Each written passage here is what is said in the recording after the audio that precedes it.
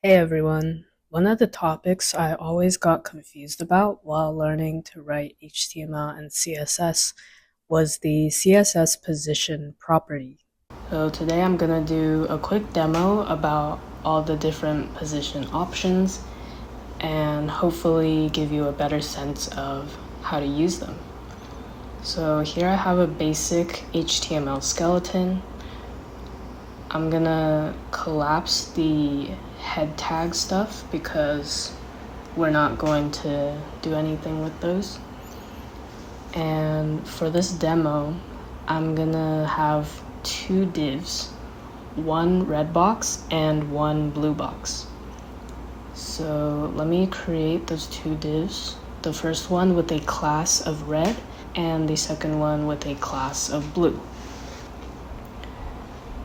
Now we're gonna go to our CSS file and write some code to make our boxes visible.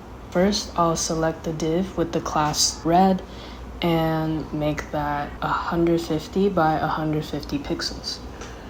Then I'm gonna give it a red background color. And just to keep things consistent, I'm gonna make our body have a margin and padding both of 0 because I don't want those to affect where my elements are on the page. Now let's design our blue box by selecting the blue class and making our box 100 by 100 pixels and giving it a blue background color. So now we have our boxes.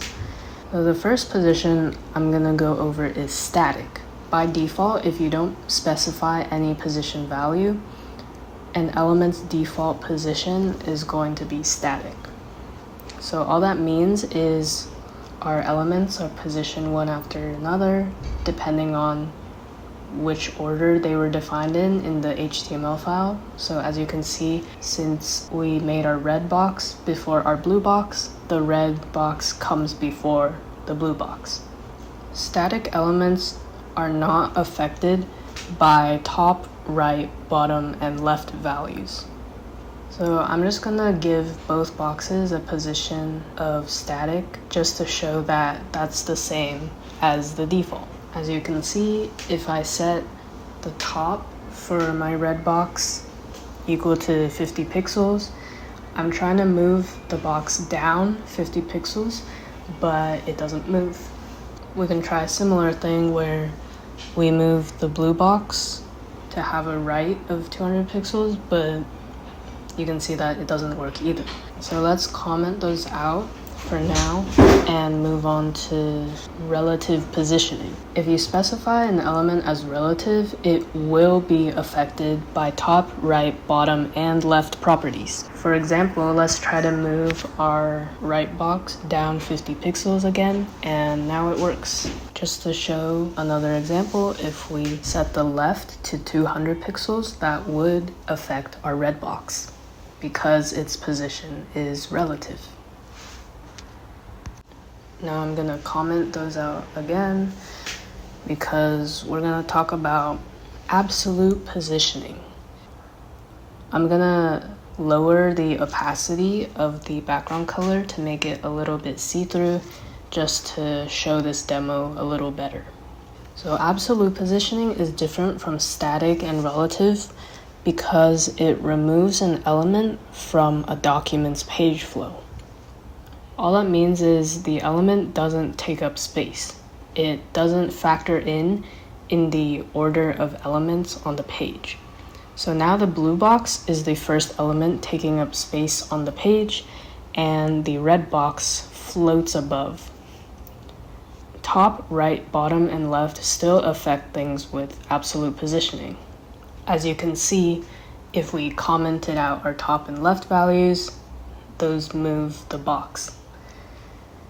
For this next part, I'm gonna comment out the top and left again and set our position to fixed. Since we need to scroll on our web page to show the effect of a fixed position, I'm just gonna put a bunch of dummy text under our boxes. So now, as you can see, we can scroll up and down our page. If you make an element fixed, that means that element will stay at the same place on your screen regardless of where you scroll.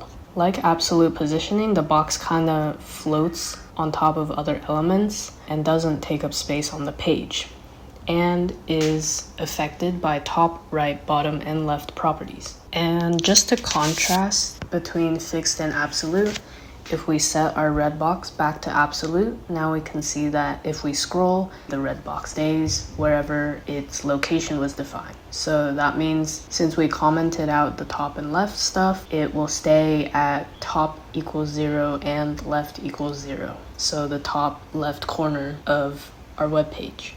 The last option we're gonna go over is sticky. So a sticky element moves normally as if it were relatively positioned. All that means is a sticky element is part of the page affected by top, right, bottom, and left values until you scroll past it. That's the new part. Until you scroll past a sticky element, it will stay in place and look kind of normal. But when you scroll past, the element sticks into the place specified by its top, right, bottom, and or left values. So here I'm gonna make our red box static again, and I'm gonna make our blue box sticky and give it a top of 30 pixels. So what that top value does is it kind of specifies a cutoff point. So if we scroll a little bit, our blue box will move around like normal until it reaches a top of 30 pixels. So as you can see, when we scroll past the blue box, it gets stuck at top equals 30 pixels and stays on the screen. And then when you scroll back up, it goes back to being after the red box. So basically it goes back to relative positioning. I hope you learned something from this video.